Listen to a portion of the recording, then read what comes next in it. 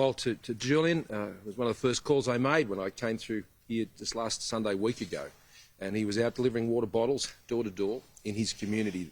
And so I want to thank all the local members of Parliament here from right across the aisle, state and federal, who've done a great job, I think, in supporting their communities here in South East Queensland over the course of this very difficult past 2 weeks, as the weather bomb, as it was described by the Premier, fell on this city and fell on the surrounding areas up to Gympie and Maryborough and other places, and of course the devastation that I've only just witnessed yesterday down there in the Northern Rivers, which is a terribly, terribly difficult scene, as it's been very difficult here in Queensland. And can I thank you, Peter, for your great leadership in your role as Minister for Defence, and to all of the senior commanders who've been involved in leading the defence effort here in responding to these, not just this natural disaster, but over the last 3.5 years, time after time, whether it's been flood, whether it's been drought, whether it's been cyclones, the pandemic, supporting people in aged care facilities, responding to any number of difficult natural disasters and other situations. We have called on our defence forces time and time and time again, and they have never failed us, and they never will. And I want to salute them for the tremendous service that they have offered, not just as they've gone about their first job, which is always to defend our country. They're out there in Tonga at the moment. They've been in many places around the world doing a very dangerous job, but they have at all times been available to support the civilian effort here in Australia when it's come to defending our own homeland against the natural disaster threat that we've faced on too many occasions here in this country. So thank you, Peter, and thank you to all of those who are here today. I was only here just over a week ago as they are ready to deploy and support that effort here in Brisbane with the clean-up efforts. And I am pleased. I'll be speaking with the Premier after this press conference, and we'll be speaking about a number of issues, of course the flood issues, being very significant in those, and moving to the state of emergency declaration, which I spoke to the New South Wales Premier about yesterday. I'll speak to the Queensland Premier about that today, and hopefully that will enable us to press forward with that tomorrow when I see the Governor-General in Canberra. I want to thank the Brisbane City Council and Mayor Schrinner for the great job that he has done, together with Premier Palaszczuk. I've got to say that the coordination, the integration, the cooperation which we've seen here in Queensland has been tremendous. Queensland are very used to dealing with natural disasters, whether it's up in the flood crisis some years ago around Townsville in northwestern Queensland, or most recently here with these weather bomb events that we've seen in southeast Queensland. I want to thank everybody for the integration and cooperation that has occurred here in Queensland. It's been a tremendous effort.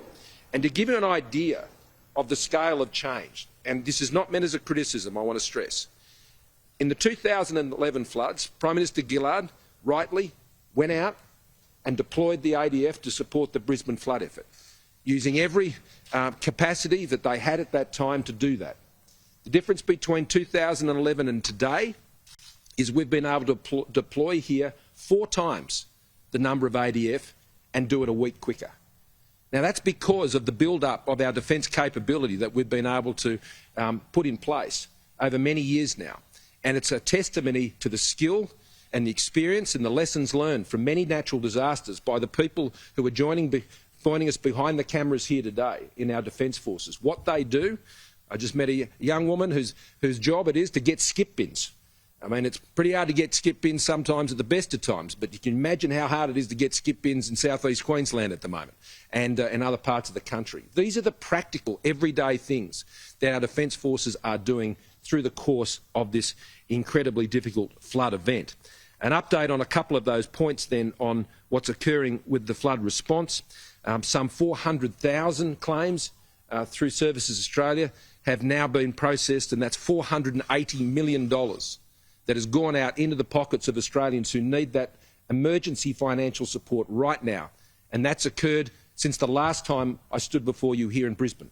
So that's not a long period of time. And Service Australia has surged to 5,000 people to ensure, and we've pulled Services Australia volunteers from other departments right across the public service to ensure that we can get what has almost been $500 million out the door.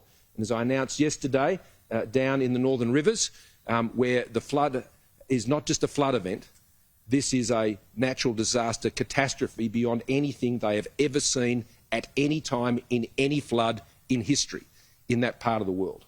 And those 3 local government areas in particular, and we're looking at other impacted areas in those districts to see how we might extend some of that support. I spoke to the Mayor of Ballina last night, about those issues.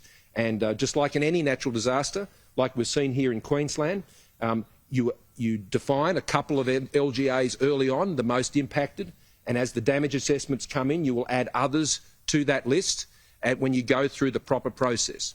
And that's what's still occurring.